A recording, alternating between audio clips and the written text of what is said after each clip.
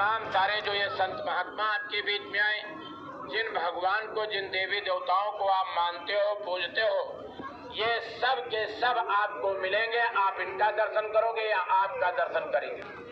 वो दौलत देने के लिए कल पूज्य महाराज जी इसी मंच से अपना आध्यात्मिक सत्संग शुरू करेंगे।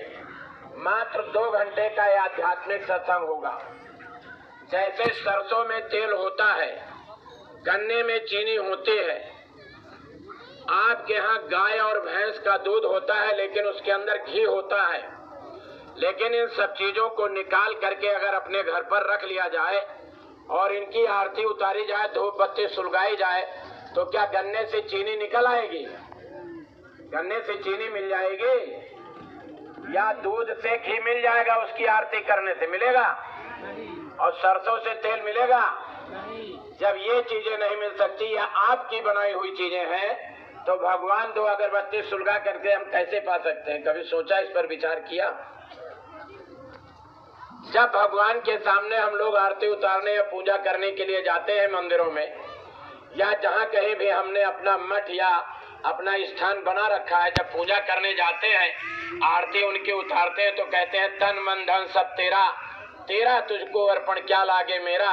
और हनुमान जी प्रकट हो जाएं, राम जी प्रकट हो जाएं, दुर्गा मैया प्रकट हो जाएं और कहें जब हमारा सब कुछ है, लाओ आधा ही हमको दे दो। आधा मांग ले तो आप लोग देंगे? क्यों? अरे आप लोग देंगे कुछ उसमें से? मांग ले 4 बेटे हैं तुम्हारे पास, 2 हमको दे दो, दोगे कोई? क्यों नहीं दोगे? अरे अभी आप कह रहे थे सब कुछ तेरा, और अब पाला बदल करके कह रहे हो कुछ नहीं तेरा, सब कुछ मेरा।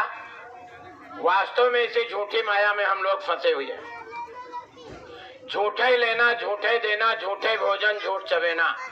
देवी देवताओं के सामने भी झूठ बोलने में जरा सा भी हमको लोक लाज नहीं आती है। इसी चीज का बोध कराने के लिए महापुरुष इस धरती पर आते हैं। ये देवी देवता तुमसे कुछ लेने के लिए नहीं आए हैं।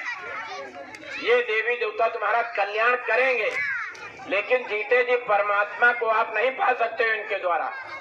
जीते जी आप परमात्मा को तभी पा सकते हो जब हम माँ के गर्भ में आए, और माँ के गर्भ में 5 महीने तक केवल एक मांस का लोथड़ा और कुछ नहीं, शरीर केवल उसका लोथड़ा केवल बढ़ रहा, आकार बढ़ता रहता है, लेकिन गर्भ में कोई हरकत नहीं होती है।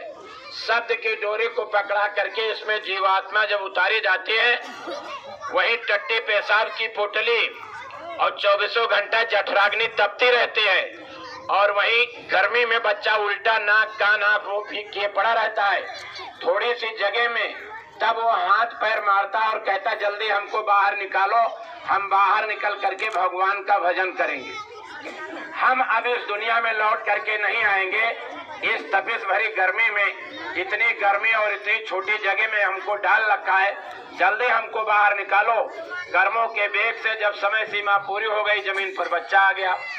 ना हिंदू बन करके आया, ना मुसलमान बन के आया, ना सिख बन के आया, ना ईसाई बन के आया। भारत के अंदर तमाम तरीके की भाषाएं हैं। मुसलमान अपनी भाषा, सिख अपनी भाषा, ईसाई अपनी भाषा, हिंदू अपनी भाषा। लेकिन किसी के घर में जब बच्चा पैदा होता है तो क्या कोई बच्चा उर्दू में रोता है? और संस्कृत में, पंजाबी भाषा में? तो इंसान बन करके केवल बच्चा इस धरती पर आता है। मोटी मोटी बात आप